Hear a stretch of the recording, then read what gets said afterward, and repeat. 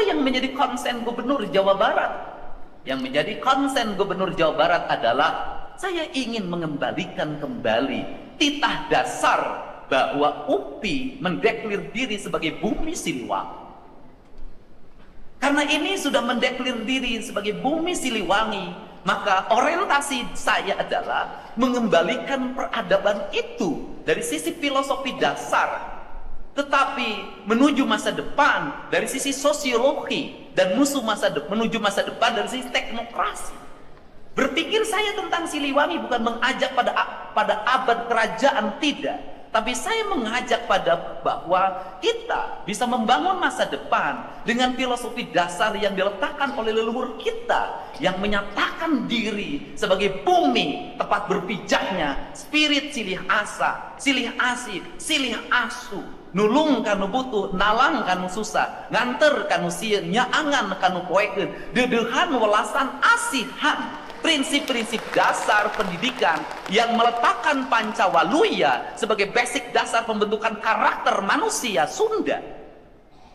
Pertanyaannya adalah, kenapa kita selalu bergulat pada filsafat Prancis, pada Yunani, pada Romawi, padahal mereka belum pernah hidup jadi ketua RT di sini?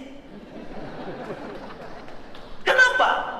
Ternyata kegagapan pengetahuan yang dikembangkan di Indonesia dan di Jawa Barat adalah pengetahuan tidak didasarkan pada narasi pengalaman, tapi lebih didasarkan pada aspek-aspek akademik yang diuji dalam watak-watak akademik, bukan diuji dalam watak teknokrasi. Ini problem. Karena ini yang menjadi problem, maka konsen kita, UPI ini adalah miniatur negara. Kenapa? Dari Pancawaluya ada semua. Kalau bicara UPI harus melahirkan generasi yang cager, sudah ada fakultas kedokteran. Tinggal pertanyaannya adalah, fakultas kedokteran kita mau diarahkan pada mana? Pada berpikir pengobatan atau berpikir pencegahan? Kalau semua orang berpikir tentang kedokteran adalah pengobatan, maka kita sudah masuk pada kapitalisme, industri farmasi, industri alat kesehatan.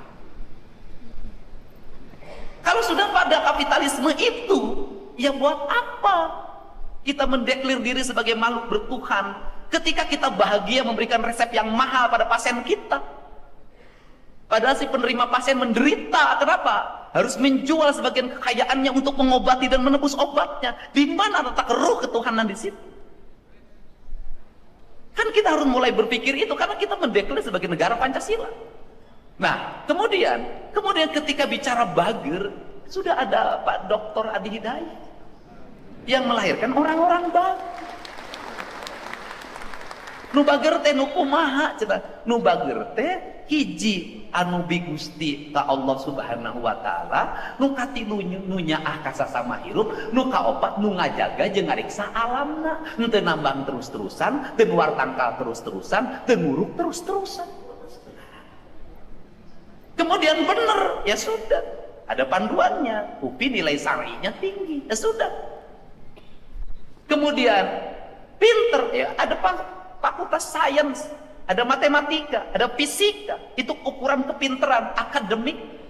Karena kepinteran itu adalah intellectual quotient, kemampuan dia membaca, bermatematika.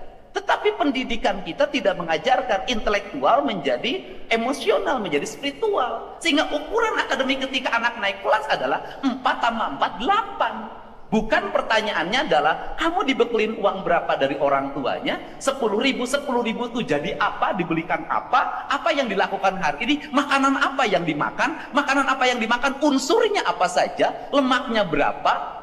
Kadar minyaknya berapa, kalorinya berapa, nutrisinya berapa, gizinya berapa. Sekolah tidak menjadikan lab itu sebagai bahan analitik, sehingga kamu itu diperlukan ini. Kemudian yang berikutnya, dan siapa yang dijajani oleh kamu, asalnya dari mana, jenis jualannya apa, berapa untungnya, sisanya berapa untuk investasi masa depan. Pendidikan kita tidak mengajarkan pada keparipurnaan manusia, lebih pada gelar-gelar akademik itu saja, sehingga orang pintar lebih banyak daripada orang singer. Nah, yang terakhir adalah singer. Siapa singer? Yaitu orang-orang yang bekerja keras. Nah, Kalau sudah seperti ini, apa tawaran saya pada UPI yang khusus Fakultas Pendidikan misalnya? Tawaran saya ada, Bapak mau pilih SD berapa, SMP berapa, SMA berapa, SMA berapa, dan SMK berapa, yang itu menjadi lab UPI.